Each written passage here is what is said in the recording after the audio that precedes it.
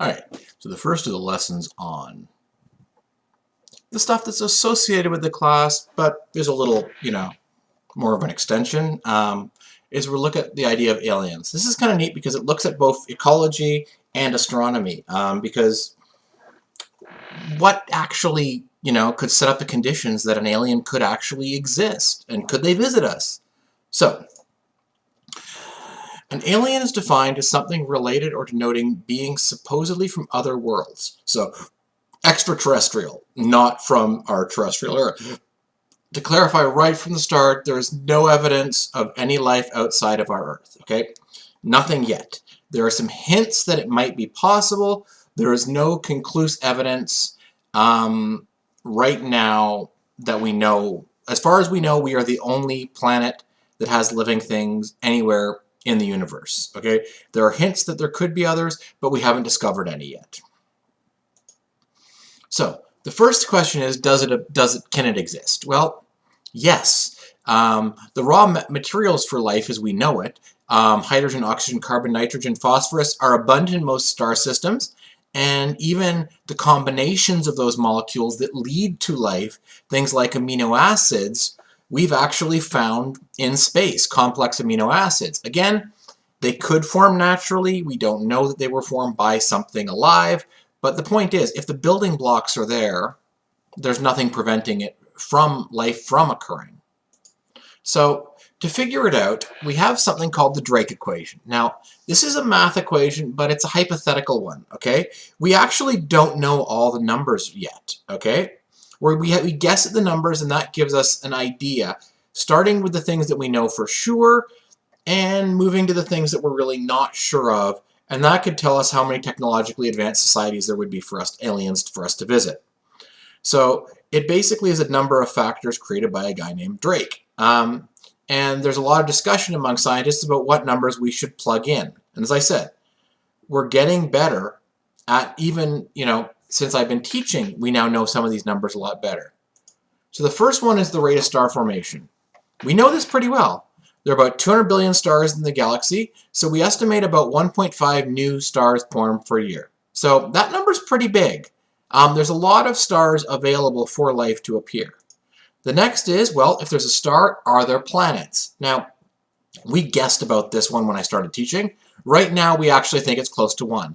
That every star, now we have the ability to see planets, which again, we've only known for the last 20 years. We've only had the ability to do that. We now think it's close to 1. That almost every star system seems to have planets. Planets seem to be the rule, not the exception for stars. And again, that's really new information for us. Okay, but are there Earth-like planets? Because remember, the only thing we can look at is there life that works with the same rules that our life works? Because right now, that's the only evidence we have for life. So we have to say, well, life like us. This, by the way, could be something totally different. There might be life that lives on Jupiter-sized planets. We don't know. But we're not going to assume that it does until we have evidence that it does. So, right now, we make the assumption that life's only liable on an Earth-like planet. So it's got to be terrestrial, so you have to somewhere to stand, and it's got to be in the Goldilocks zone so there's liquid water, because all the life we know, based on what's on Earth, needs liquid water. So we aren't going to guess. Until we see evidence that it can exist without this, we can't really use that in science. Current guesses are 0.4, but could be as high as 3 to 5. So you can see we're starting to already get really unsure, because we found a couple of planets that are Earth-like, but we've only looked at a couple of stars. So we don't know yet, do most systems have one Earth-like planet? So right now we're being a little cautious, but there are some studies that say that, we might be the minority. Most star systems probably have a bunch of habitable planets in the Goldilocks zone. And we're with only one, we're the minority. But again, we won't know until we get some more study. All right, here's the real question. How many planets that life could appear on does life appear on? And the joke is with this, and it's 0, 1, or infinite. So we know it's not 0 because life exists on this planet. So it's got to be at least 1. So the question is, how rare is it that life forms if there are conditions? Is it so rapidly crazy that this is the only planet in the world that life exists, that was created on? Or does it appear all the time?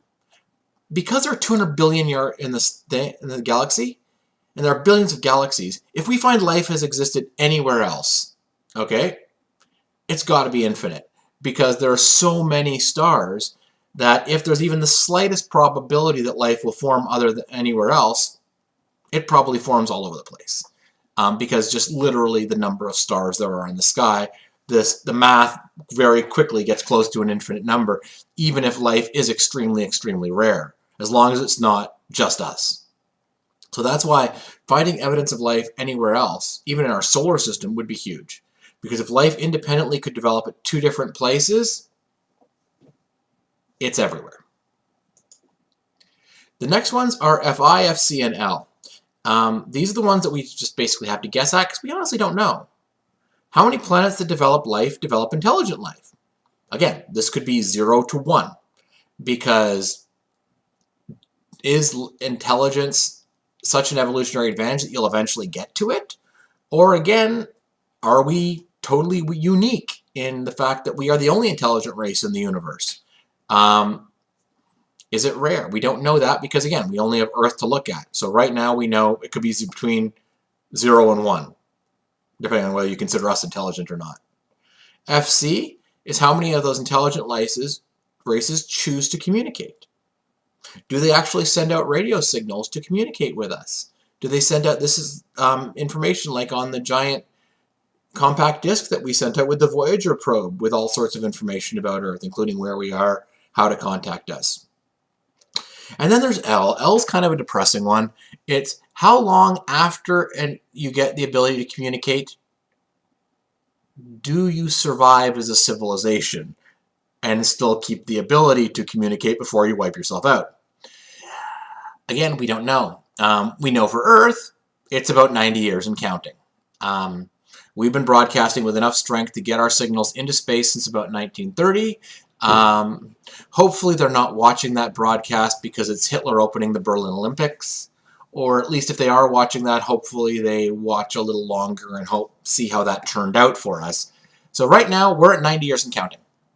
If we destroy ourselves tomorrow, it's 90 years.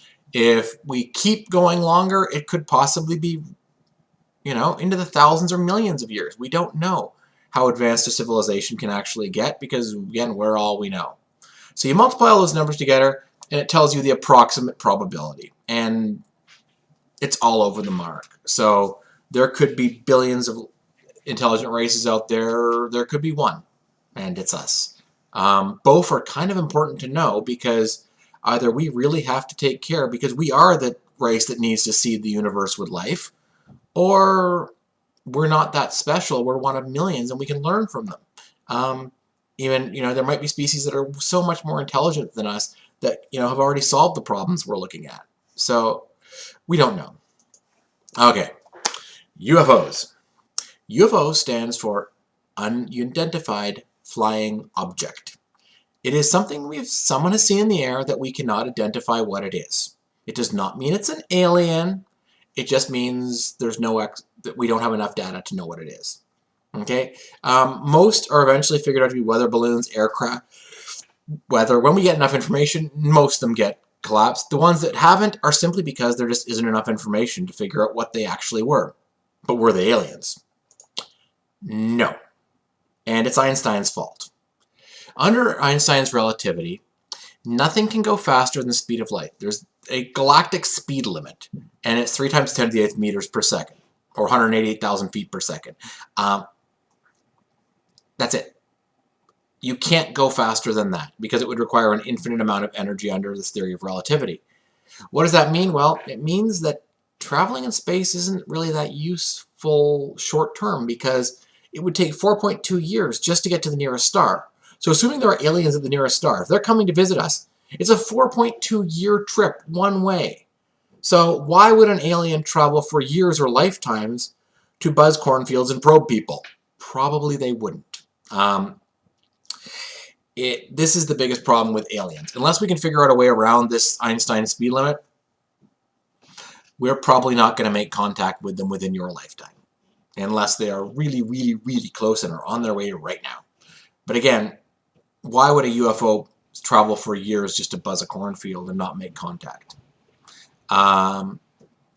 So in conclusion, here right now we don't know if there's intelligent life, especially in the universe. Our best guess is probably. But if we find evidence of life appearing anywhere, it means it's everywhere. That's why looking at Mars and looking for life on Mars is so useful, because if we find any evidence of life on Mars, we know life is everywhere in the universe. But it probably won't visit us, and it probably, unless we can figure out a way around Einstein, which hopefully maybe these advanced races do already have a solution for that, and they can give us the warp drive technology. Who knows? But it's kind of fun to think about, and it's not impossible. But philosophically, it really does matter, because either we are not alone in the universe, or we are. And both of those are equally terrifying. All right, hope you enjoyed it. See you next time.